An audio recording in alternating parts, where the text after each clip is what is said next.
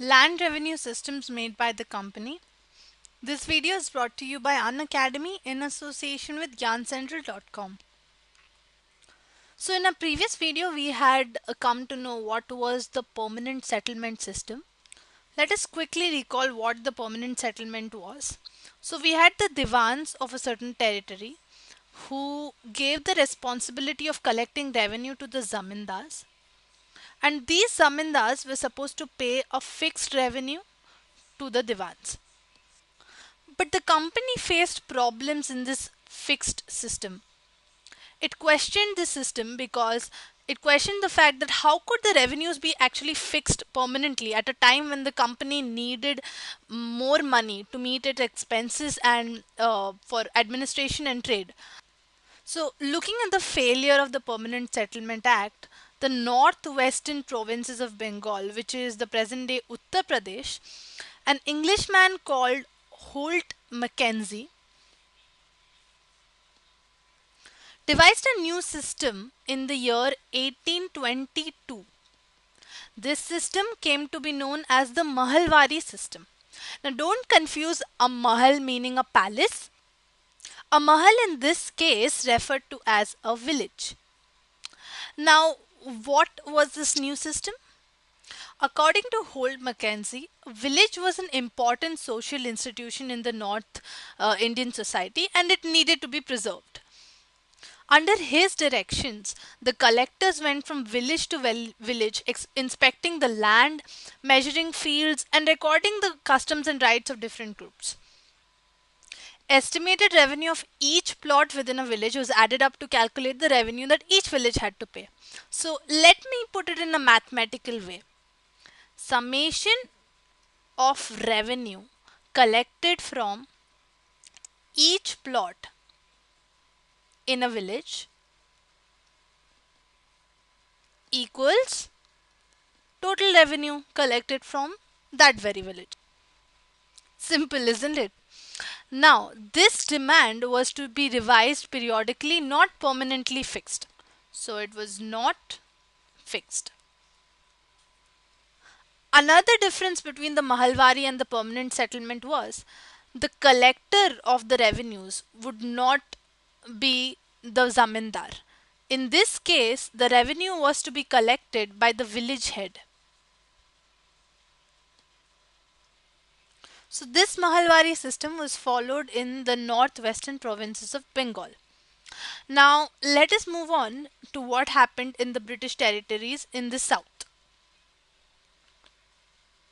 The British territories in the South India also moved away from the idea of permanent settlement and they devised a new system which was called the Rotwari system. Initially, this was tried on a small scale by Captain Alexander Reed on only some of the areas that were taken over the company after the wars with Tipu Sultan was fought, like around Mysore. But this idea was then supported by Sir Thomas Munro. Sir Thomas Munro here helped extending this Rotwari system into the whole of South India. Reed and Munro felt that there was no traditional concept of a zamindar in South India. So the settlement had to be made directly with the cultivators who had cultivated the land for ages. Each peasant or a roth's field was scrutinized differently. Their fields were separated on the basis of soil type and the amount of produce that the soil gave. So, a separate assessment for each roth was taken into consideration. Munro also felt that the British should protect the roth under their charge. After a few years, even this system failed. So, what were the problems faced by the land revenue systems in general? Let us take a view on that. All land revenue systems faced failure due to certain common problems. The British officials became greedy. In order to make higher income, they fixed really high revenue rates.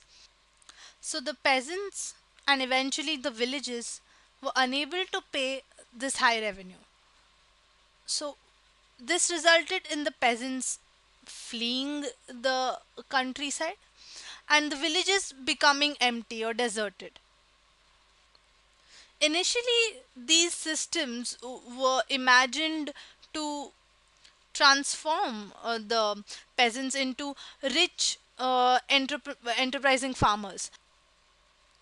But what really happened was this. So, amongst these failures, the British actually realized another fact. The British realized that the countryside could not only be used to yield revenue, it could also grow the crops Europe required.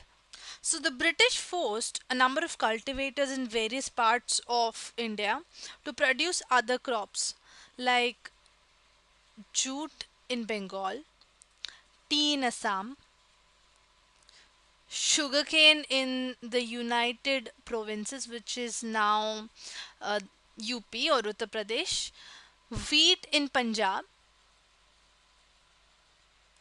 cotton in Maharashtra and Punjab, and rice in Madras. How was this done? Well, the British used a variety of methods for cultivating um, the variety of crops. The story of one such crop and one such method of production will be given out in our next video.